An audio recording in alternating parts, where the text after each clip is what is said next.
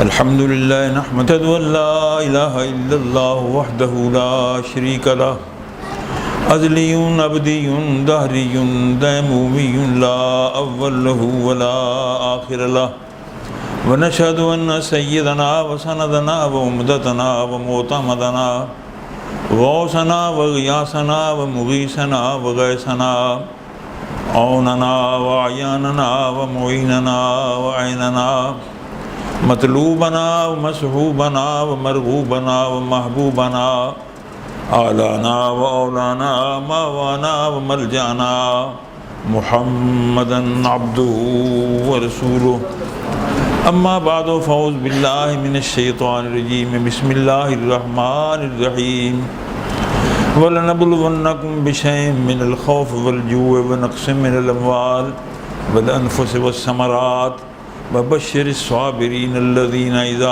أَصَابَتْهُم مُّصِيبَةٌ قَالُوا إِنَّا لِلَّهِ وَإِنَّا إِلَيْهِ رَاجِعُونَ صدق اللہ مولانا العظیم۔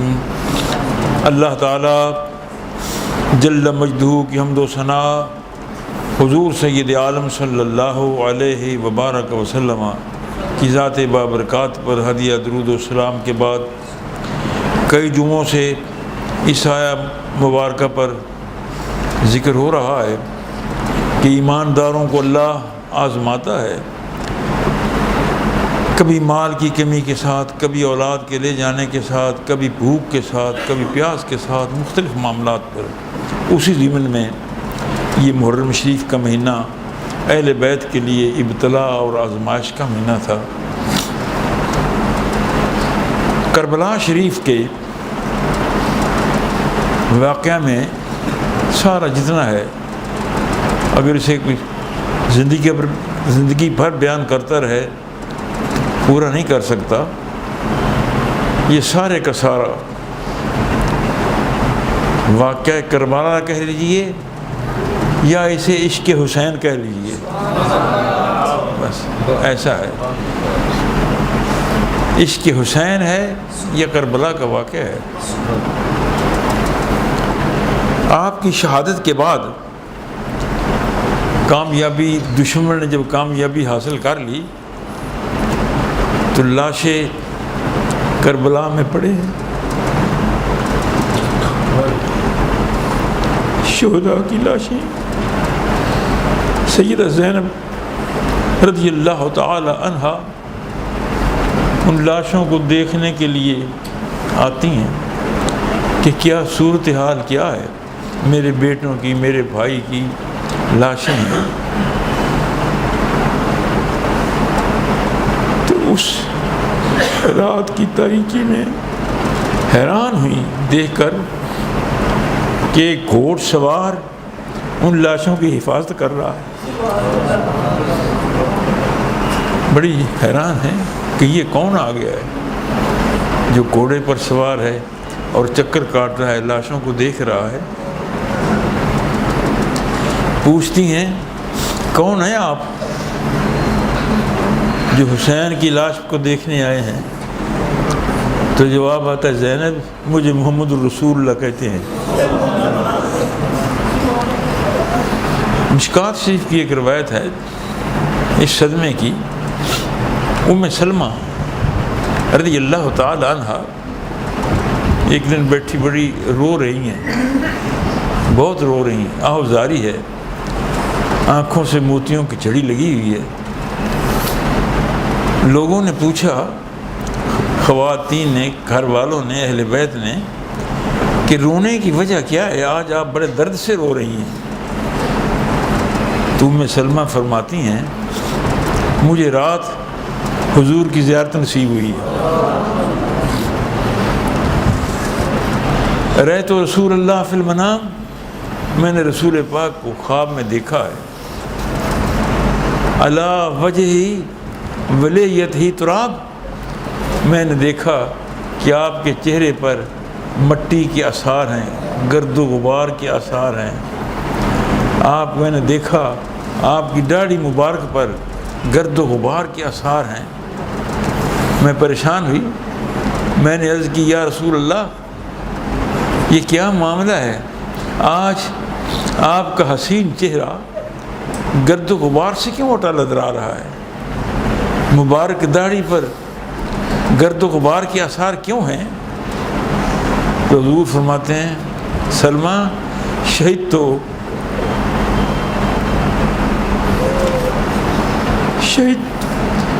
تو علی قتل الحسین، میں حسین کی قتل گاہ میں گیا تھا۔ آج میری داڑھی پر گرد و غبار اس لیے ہے کہ میں نے حسین کی قتل گاہ کا معائنہ کیا تھا، اور وہ آثار ہیں۔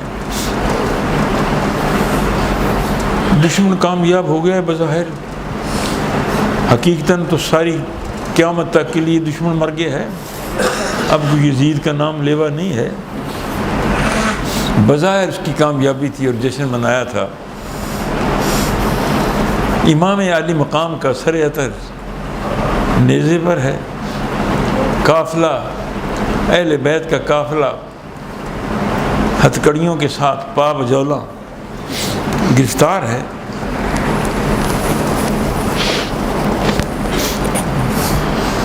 قافلہ چل رہا ہے، قافلہ چل رہا ہے، اور سر حسین قرآن پڑھ رہا ہے۔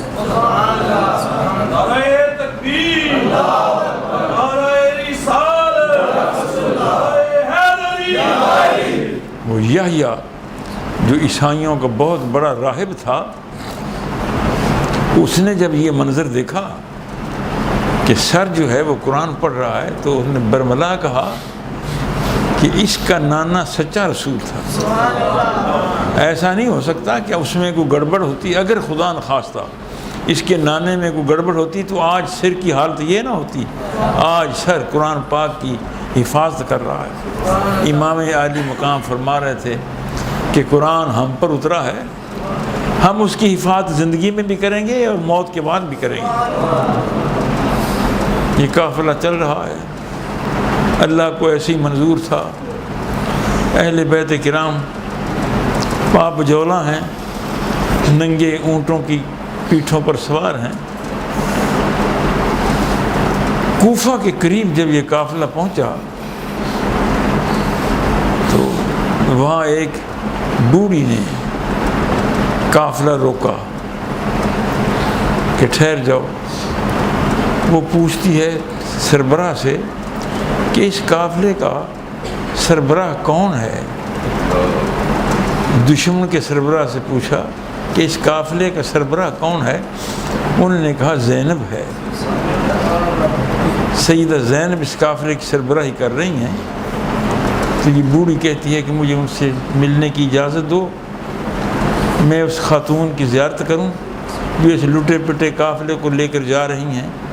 ان کا حال کیا ہے میں پوچھنا چاہتی ہوں۔ اور اس کے پاس پانی تھا اور خشک روٹیاں تھیں، کچھ سامان تھا کھانے پینے کا۔ یزیدیوں نے سیدہ زینب کو دکھا دیا، اور یہ بوڑھی کہتی ہے کہ کبھی ایک وقت تھا کہ میں فاطمہ الزہرا کی نوکر تھی، گھر میں خدمت کرتی تھی، نوکری کرتی تھی۔ سیدہ زینب فرماتی ہیں کہ اماں تم نے بڑا اچھا کیا، ہمارے لیے پانی لے آئی، کھانے کا سامان لے آئی، اللہ تجھے جزا دے۔ جب تو فاطمہ الزہرا کے گھر میں نوکری کرتی تھی اس وقت کی کوئی بات تجھے یاد ہے، کوئی واقعہ؟ تو وہ بوڑھی اماں کہتی ہاں مجھے یاد ہے، ان دنوں ایک ان کی چھوٹی سی بچی تھی، وہ پنگوڑے میں ہوتی تھی تو میں اسے بھی چولہا دلایا کرتی تھی، جب وہ روتی تھی تو میں چپ کراتی تھی۔ تو سیدہ زینب فرماتی ہیں اماں تجھے پتہ ہے وہ کون تھی؟ کہنے لگے نہیں۔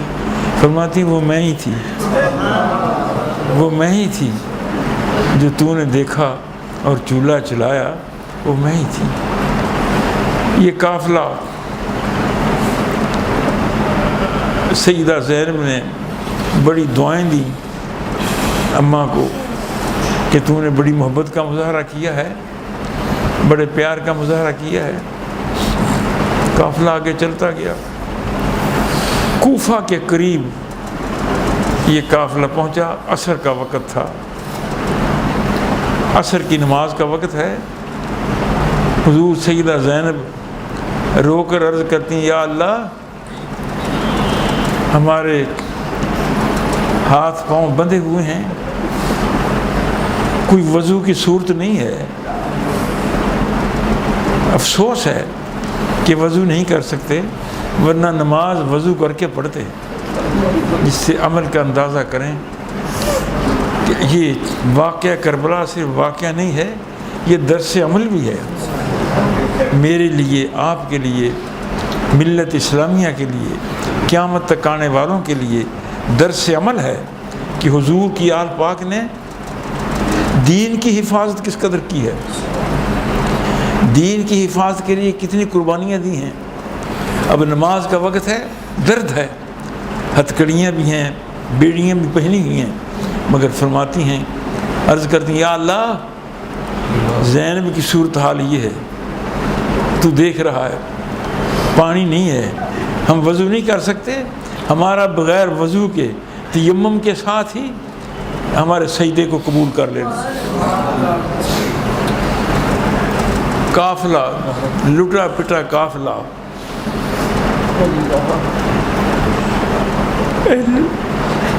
اہل بیت رضوان اللہ علیہم اجمعین کا قافلہ عصر کے وقت کوفہ میں پہنچا ہے۔ کوفہ کے فریبی لوگ، کوفہ کے دغا باز لوگ، کوفہ کے ظالم لوگ، جن کی زبانیں تو حسین کے ساتھ تھیں مگر ان کی تلواریں یزید کے ساتھ تھیں، اور یزید کی حمایت میں ان کے نیزے تھے، تلواریں تھیں، چھتوں پر چڑھے ہوئے ہیں، دیکھ رہے ہیں، مشاہدہ کر رہے ہیں کہ قافلہ لٹا پٹا قافلہ آ گیا ہے، خوشی کر رہے ہیں۔ ابن حسین نے اچھا نہیں کیا، ضد کی ہے۔ آپ نے سیدہ زینب جلال میں آ کر فرماتی ہیں، اور افضل الجہاد کلمۃ حق عند سلطان جائر، بہترین جہاد یہ ہے کہ ظالم بادشاہ کے سامنے حق بات کر دی جائے۔ اور آج اگر عدالتوں میں ظالموں کے سامنے حق چل رہا ہے تو حسین کی سنت پاک ہے، سیدہ زینب کی سنت پاک ہے، آل مصطفیٰ کی سنت پاک ہے، اہل بیت کی سنت پاک ہے کہ ظالموں کے سامنے بھی حق گوئی ہے۔ آج بھی لوگ موجود ہیں اور قیامت تک یہ حق گوئی کی رسم رہے گی، اور امام عالی مقام کی بارگاہ میں نذرانہ عقیدت پیش کیا جاتا رہے گا، اہل بیت کو خراج تحسین پیش کیا جاتا رہے گا۔ آپ فرماتی ہیں کہ تو غلط کہہ رہا ہے، حسین مرا نہیں، حسین شہید ہے، اس نے اللہ کی راہ میں اپنی قربانی دی ہے، دین کے لیے قربانی دی ہے، اسلام کی حفاظت کے لیے قربانی دی ہے، اور شہید مرا نہیں کرتا، شہید کی موت نہیں ہے۔ وَلَا تَقُولُوا لِمَنْ يُقْتَلُ فِي سَبِيلِ اللَّهِ أَمْوَاتٌ بَلْ أَحْيَاءٌ وَلَٰكِن لَا تَشْعُرُونَ، جو لوگ اللہ کی راہ میں شہید ہو جاتے ہیں انہیں مردہ نہ کہو۔ وَلَا تَقُولُوا لِمَنْ يُقْتَلُ فِي سَبِيلِ اللَّهِ أَمْوَاتٌ، جو اللہ کی راہ میں جان دے دیتے ہیں انہیں مردہ نہ کہو، وہ زندہ ہیں۔ بَلْ أَحْيَاءٌ وَلَٰكِن لَا تَشْعُرُونَ، ان کی تو حیات ہے، تمہیں پتہ نہیں چل رہا کہ ان کی حیات کیسی ہے، وہ زندہ۔ کشتگان خنجر تسلیم را، کشتگان خنجر تسلیم را، ہر زمان از غیب جانے دیگرست، وہ لوگ جو تسلیم و رضا کے خنجر سے ذبح ہو جاتے ہیں، جو اللہ کی راہ میں خنجر تسلیم و رضا کے خنجر سے اپنی قربانیاں پیش کرتے ہیں، کشتگان خنجر تسلیم را، ہر زمان از غیب جانے دیگرست، ہر لمحہ انہیں نئی روح ملتی ہے، ہر لمحہ انہیں نئی جان ملتی ہے، انہیں مردہ نہ کہو، وہ مردہ نہیں ہے۔ دوسری آیت پاک میں اور وضاحت کے ساتھ شہید کے مرتبے کو بیان کیا گیا ہے، وَلَا تَحْسَبَنَّ الَّذِينَ قُتِلُوا فِي سَبِيلِ اللَّهِ أَمْوَاتٌ، وہ لوگ جو اللہ کی راہ میں شہید ہوئے ہیں انہیں مردہ گمان بھی نہ کرو. پہلی آیت پاک میں ارشاد ہے انہیں مردہ نہ کہو. کوئی کہہ سکتا تو ٹھیک ہے، ہم مردہ انہیں کہتے نہیں ہیں، شہیدوں کو ہیں تو مردہ، گمان ان کا یہ ہے کہ ہیں مردہ. خلاق کے کائنات فرماتے بلا تحسبن، انہیں مردہ گمان بھی نہ کرو، مردہ گمان بھی نہ کرو. ہرگز نہ میرے داں کے دلش زندہ شد بعشق، سب تست برجری دائے عالم دوا میں ماں. کبھی وہ مرتا نہیں ہرگز نہ میرد آنکھ دلش زندہ شد بعشق، جس کا دل عشق الہی کے ساتھ زندہ ہو گیا ہے اسے کبھی موت نہیں آتی.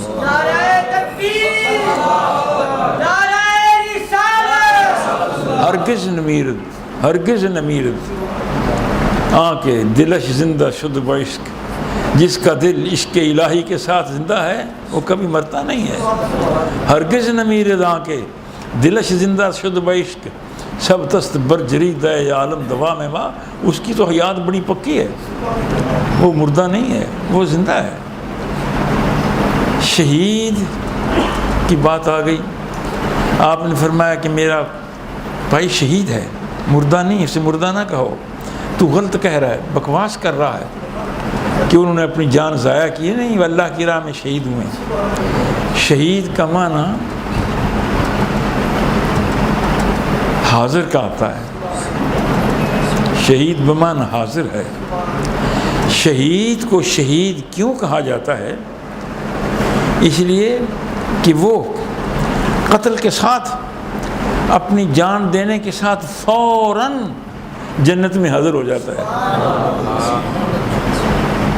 ایک چونکہ شہید کا معنی حاضر کا ہے اور وہ فوراً جنت میں حاضر ہو جاتا ہے. اب اس کے لیے فوری طور پر جنت میں حاضری کی صورت یہ ہے کہ قبر کے سوالات ختم. من ربوں کا سوال شہید سے ختم، ما دینوں کا سوال شہید سے ختم، ماذا تقول فی حق حاضر رجل شہید سے ختم. اس کی قتل کے ساتھ، شہادت کے ساتھ، جو اللہ کی راہ میں اس نے اپنی قربانی دی ہے اس کے ساتھ فوراً وہ جنت میں حاضر ہو جاتا ہے. اس لیے شہید کا معنی حاضر ہے. ایک یا شہید اس لیے کہا جاتا ہے کہ جب یہ اللہ کی راہ میں شہید ہوتا ہے تو فوراً بارگاہ قدس میں حاضر ہو جاتا ہے. اللہ کی بارگاہ میں اس کی حاضری ہوتی ہے شہید کی. اور خلاق کائنات رب ذوالجلال شہید سے فرماتا ہے کہ تجھے کسی شے کی تمنا ہے، تو کچھ چاہتا ہے؟ تو شہید کہتا ہے یا اللہ میں چاہتا ہوں کہ پھر مجھے واپس بھیج، اسی طرح پھر میں قربانی پیش کروں. اتنا ذوق ہوتا ہے شہید کو اپنے قتل میں، اپنی قربانی میں، کہ وہ وہاں بارگاہ قدس کے سوال کا جواب دیتا ہے کہ میں چاہتا ہوں کہ پھر جاؤں. بارگاہ قدس سے حکم ملتا ہے کہ نہیں، اب وہ ایک مرتبہ ہی تھا، ختم ہو گیا. شہید کو یہ شرف حاصل ہے. شہید کا معنی ایک تو حاضری کا ہے، ایک شہید کا معنی آتا ہے گواہ کا. ان اللہ علی کل شیء شہید، اللہ حاضر بھی ہے اور گواہ بھی ہے. شہید کا معنی گواہ کا بھی ہے. انبیاء علیہ السلام قیامت کے دن تیرے میرے اعمال کے گواہی دیں گے، اور شہید جو ہے یہ سرکاری گواہ ہوگا. انبیاء تو ہے نا، یہ سرکاری گواہ ہوگا، یہ ہماری معاملات کی گواہی شہید بارگاہ قدس میں دے گا. شہید کو یہ شرف حاصل ہے کہ وہ اپنے خاندان، اپنے احباب، اپنے ملنے والے 70 افراد کی سفارش کرے گا، 70 افراد کو بخشوائے گا. شہید کو نبی سے بہت بڑا قریبی تعلق ہے. ویسے نہیں ہے کہ اس نے جان دے دی ہے بس بات ختم ہو گئی، بڑا تعلق ہے. شہید کا خون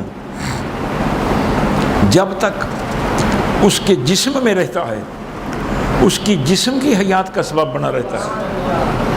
جب تک جسم میں ہے شہید کی جسم کی حیات کا سبب ہے، اور جب شہید کا خون زمین پر گرتا ہے تو پھر ملت اسلامیہ کی حیات کا سبب بن جاتا ہے.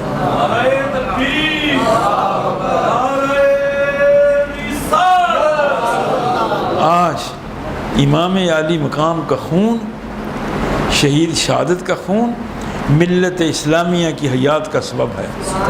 آج ملت اسلامیہ کے اندر حیات ہے تو حسین خون کا صدقہ ہے، اہل بیت کے خون کا صدقہ ہے، ان کی قربانیوں کا صدقہ ہے.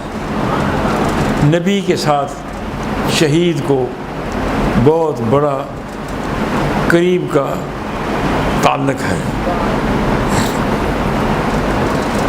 نبی کی نیند وضو نہیں توڑتی. میری نیند وضو توڑ دیتی ہے، آپ کی نیند وضو توڑ دیتی ہے.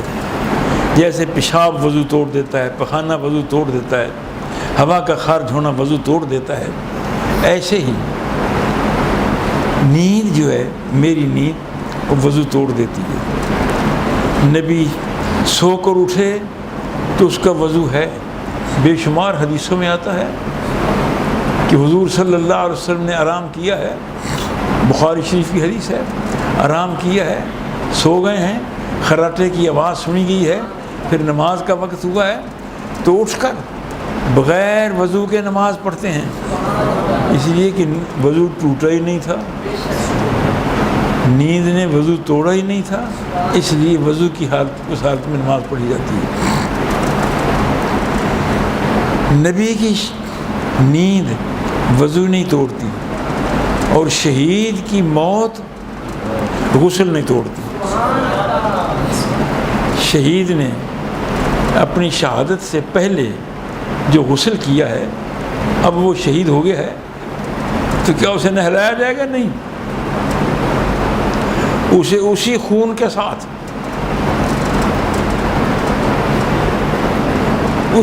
کے ساتھ دفن کر دیا جائے گا. وہ خون اس کی شہادت دے گا. تو شہید کا خون، نبی کی نیند وضو نہیں توڑتی، شہید کا غسل جو ہے وہ شہید کی موت اس کا غسل نہیں توڑتی، وہ بغیر غسل کے کیا جاتا ہے. شہید کی بات ہو رہی ہے. شہید کی دو قسمیں ہیں. ایک ہے شہید حکمی، ایک ہے شہید حقیقی. شہید حکمی کا شہید حقیقی سے فرق ہے. شہید حکمی کا یہ معنی ہے کہ وہ اللہ کی راہ میں قتل تو نہیں ہوا، خون تو اس نے نہیں دیا، شہید تو نہیں ہوا، مگر اسے ثواب شہادت کا مل رہا ہے. یہ شہید حکمی ہے کہ قتل نہیں ہوا، خنجر نہیں چلا، نیزہ نہیں لگا، خون نہیں بہا، مگر ثواب اسے مل رہا ہے تو شہید کا ثواب مل رہا ہے. جیسے حدیث پاک میں آتا ہے کہ 5 شہید ہیں، 5 افراد 5 طبقے شہداء کے ہیں. المطعون، طاعون کی بیماری سے جو مرا ہے وہ قتل کے ساتھ نہیں مرا، اسے بھی شہید کا ثواب ہے. بیمار سے نہیں مرا، اسے بھی ثواب شہید کا ثواب ہے. دریا میں ڈوب کر جو مرا ہے قتل سے نہیں ہے، تلوار سے نہیں ہے، نیزے سے نہیں ہے، مگر اسے ثواب شہید کا ہے. آگ میں جو جل گیا ہے، آگ لگی، آگ میں جل گیا، واقعات ہوتے رہتے ہیں، وہ قتل نہیں ہوا مگر اسے ثواب شہید کا ہے. سانپ کا ڈسا ہوا، سانپ نے ڈسا ہے، قتل نہیں ہوا وہ، مگر اس کی موت عام دوسری موت کی طرح ہے، ثواب اللہ تعالیٰ اسے شہید کا دے دیتا ہے. یہ لوگ شہید حکمی ہیں کہ انہیں شہادت کا ثواب ہے. شہید حقیقی وہ ہے جو میدان جنگ میں خدا کی یاد میں خدا کے دین کی خاطر اسلام کی برتری کے لیے لڑا ہے اور شہید ہو گیا ہے۔ آپ نے سیدہ زینب رضی اللہ تعالیٰ عنہ نے ابن زیاد کے اس کہنے پر بکواس پر کہ حسین مرتا نہ، اس کا سر یہاں نہ آتا، نیزے پر سر نہ چڑھتا، کاش کہ وہ سمجھ جاتا کہ یزید کی حکومت صحیح ہے اور وہ یزید کے ہاتھ پر بیعت کر لیتا۔ آپ فرماتے نہیں، وہ حق پر تھے۔ حضور خواجہ معین الدین اجمیری حسن سنجری رضی اللہ تعالیٰ عنہ سلسلہ چشتیہ کے بہت بڑے ہیڈ سردار ہیں، لاکھوں افراد 90 لاکھ ہندوؤں کو مسلمان کیا، 90 لاکھ، جس سے پتہ چلتا ہے کہ اسلام کے پھیلانے میں درویشوں کو کس قدر دخل ہے۔ میں نارمی میں تقریر کر رہا تھا، ایک جگہ بہت بڑا جلسہ تھا، تو ایک نوجوان کھڑا ہوا، اس نے ہاتھ ایسے کیا، میں نے کہا بیٹے کیا بات ہے؟ کہنے لگا جی یہاں سارے لوگ آتے ہیں، دیوبندی بھی آتے ہیں، اہل حدیث بھی آتے ہیں، شیعہ بھی آتے ہیں، آپ بھی، سارے قرآن پڑھتے ہیں، آپ بھی قرآن سنا رہے ہیں، ہم کس کے قرآن کو مانیں، کس کی بات کو مانیں؟ سوال اس کا بڑا وزنی تھا، لوگ بڑے متوجہ ہوئے۔ میں نے کہا بیٹے آپ کہاں سے ہیں؟ اس نے کہا جی میں دلی سے ہوں۔ میں نے کہا پہلے مجھے آپ میرے سوال کا جواب دیں کہ دلی میں اسلام کیسے گیا ہے، یہ بتائیں۔ اب وہ خاموش تھا، اس کے پاس جواب ہی نہیں تھا۔ میں نے کہا ہندوستان میں بر صغیر میں اسلام صوفیاء کی ذریعہ سے پھیلا ہے۔ داتا حجویری کا اڈا قائم ہے لاہور میں، خواجہ اجمیری نے 90 لاکھ ہندوؤں کو مسلمان کیا ہے، فرید الدین مسعود گنج شکر نے ہزاروں غیر مسلموں کو اسلام سکھایا ہے۔ بر صغیر کے اندر اسلام پھیلا ہے تو ان بزرگوں کے ذریعہ جو میرے ہیں، میں ان کا ہوں، یہ میرے ہیں، اور یہ 2 4 نہیں ہیں، 20 ہیں، اہل اللہ 20 ہیں جن اسلام کو پھیلایا ہے۔ میں تو تجھے اپنے آباء و اجداد کا نام بتا رہا ہوں، کسی کا نام داتا حجویری ہے، کسی کا نام فرید الدین ہے، کسی کا نام نظام الدین دہلوی ہے، یہ تو بے شمار ہیں۔ اگر کوئی ایسا اور تیرے علم میں بھی ہے دوسروں کو وہ بھی بتا دے۔ اس کے بعد جواب نہیں تھا۔ تو بات یہ کہہ رہا ہوں کہ اسلام کی خدمت، اسلام کا چرچا، اسلام کو فروغ ملا بر صغیر میں بالخصوص، اور باہر دنیا کے اندر اسلام صحابہ کے تجارت کے ساتھ پھیلا۔ صحابہ تاجر کے طور پر جاتے ہیں اور اتنی ایمانداری سے تجارت کرتے ہیں، اتنی دیانتداری سے سودا بیچتے ہیں، گاہک کے ساتھ اتنے پیار سے پیش آتے ہیں کہ لوگ مسلمان ہو رہے ہیں۔ بے شمار ملکوں کے اندر اسلام، چین کے اندر اسلام، صحابہ کی قبریں موجود ہیں۔ اسلام پھیلا تو صحابہ کی کوششوں سے پھیلا ہے۔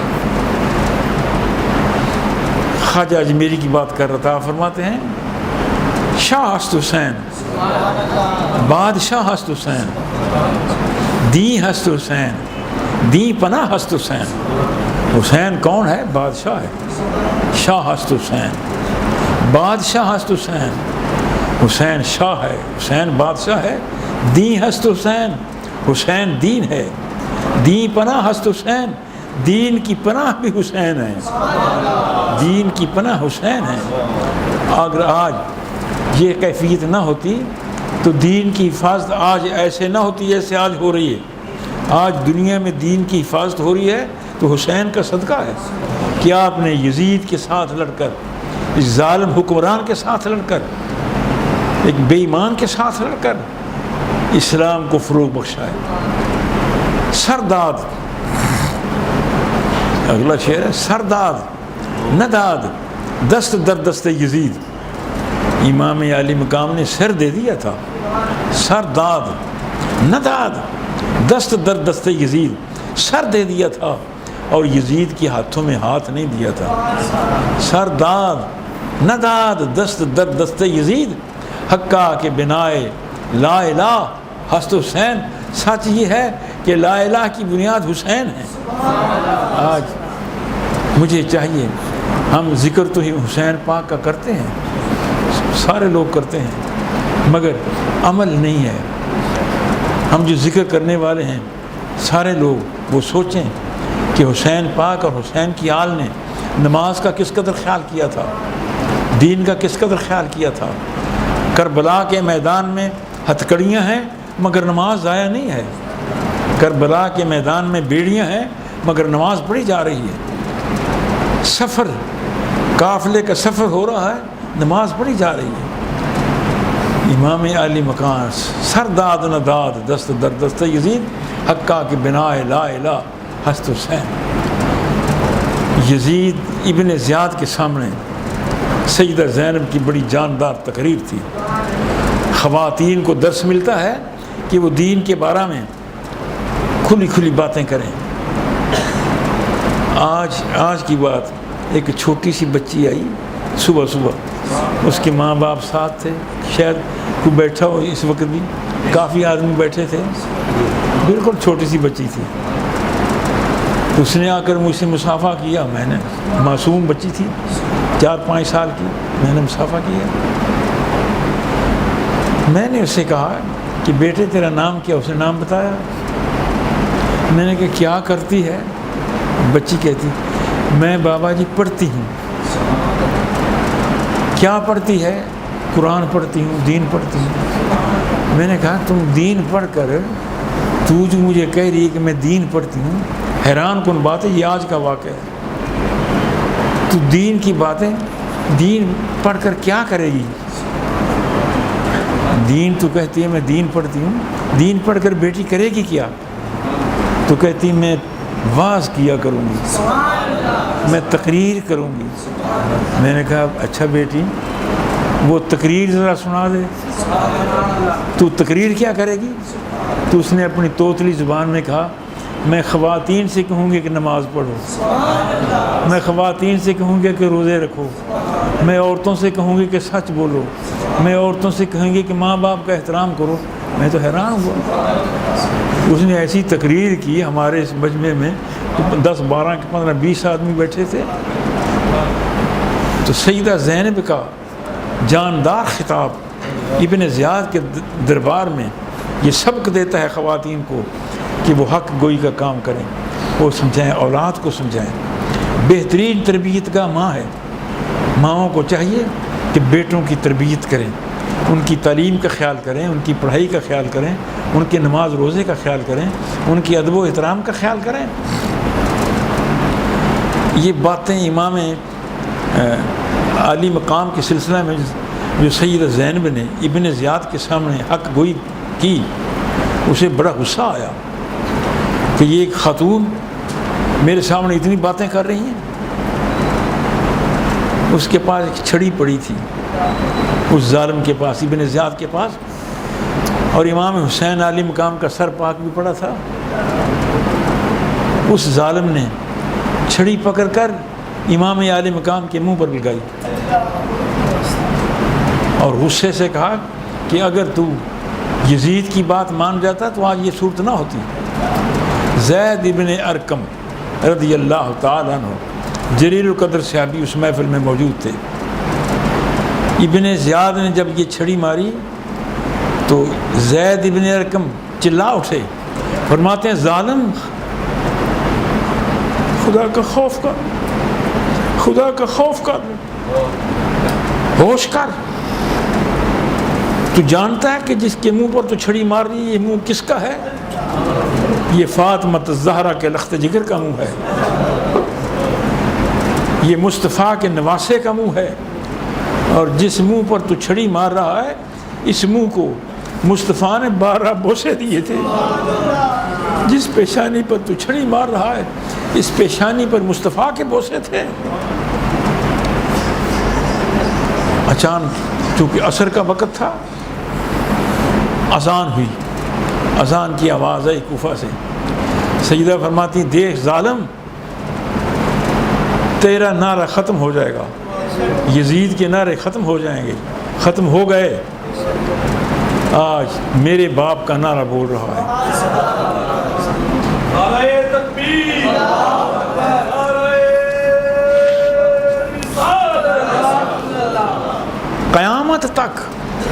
اذان کی آواز آتی رہے گی، اور حسین نے جو نعرہ لگایا ہے اللہ اکبر کا وہ گونجتا رہے گا۔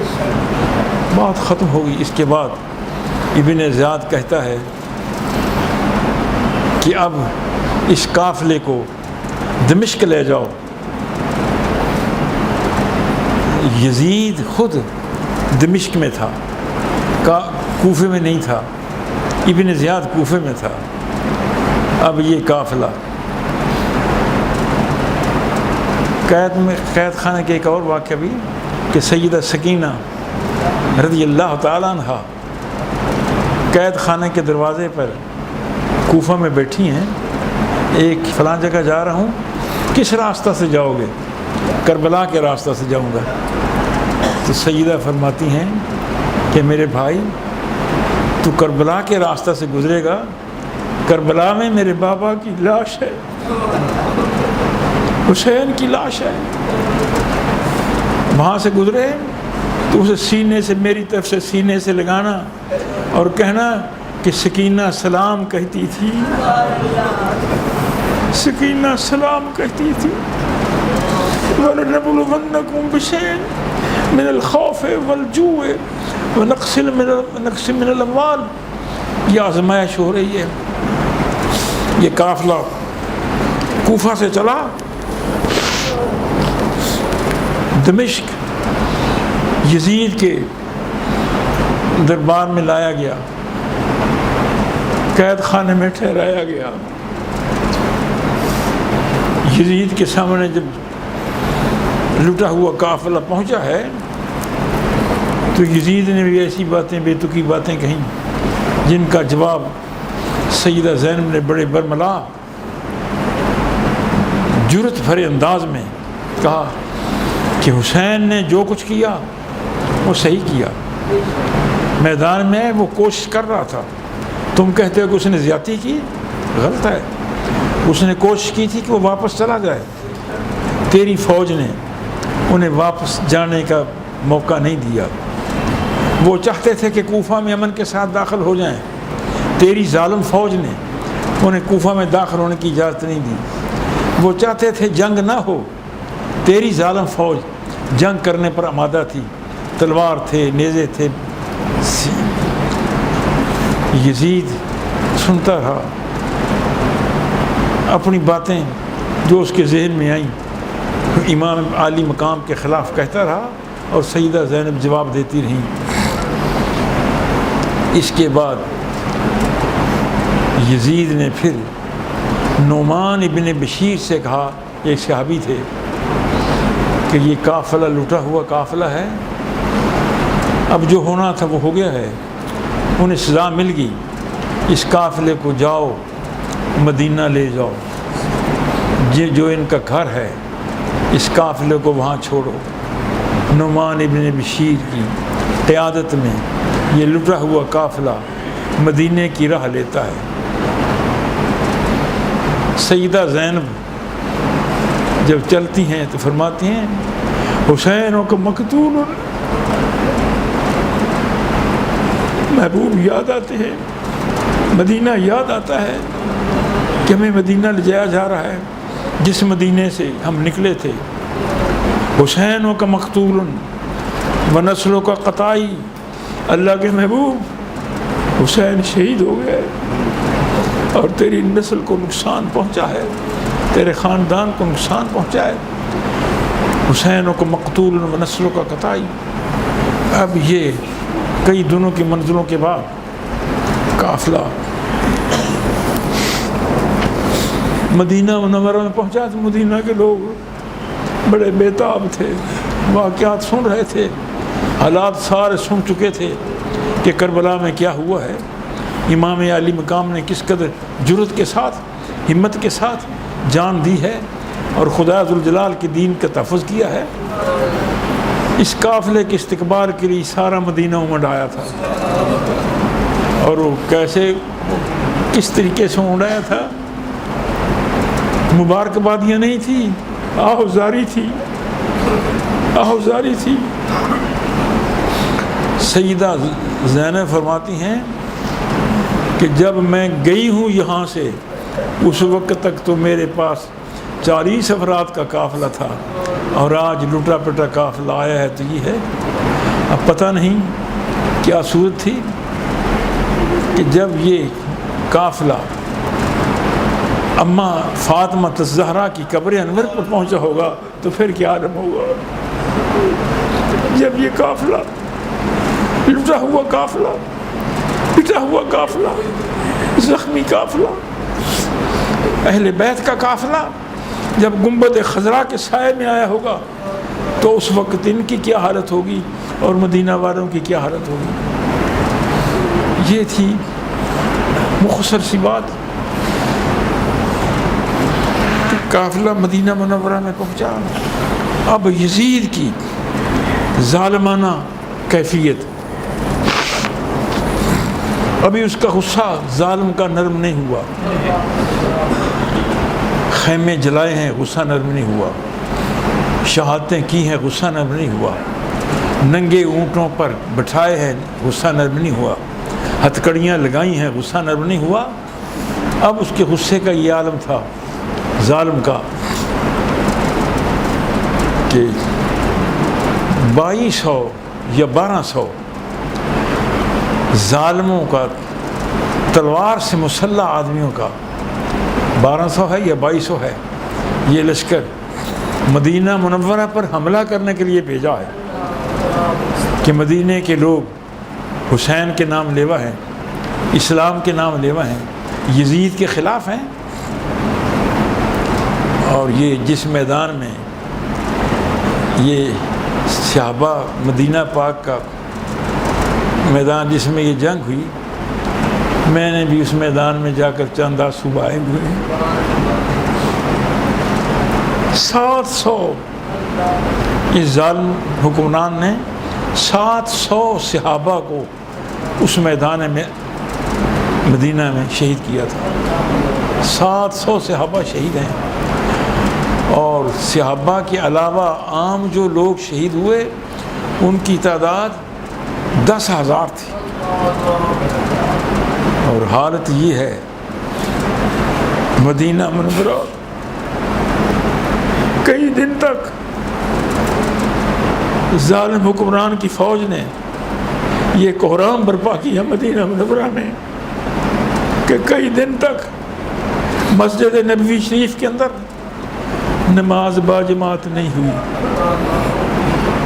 نماز باجماعت نہیں ہوئی۔ سعید ابن مسیب ایک جلیل القدر صحابی ہیں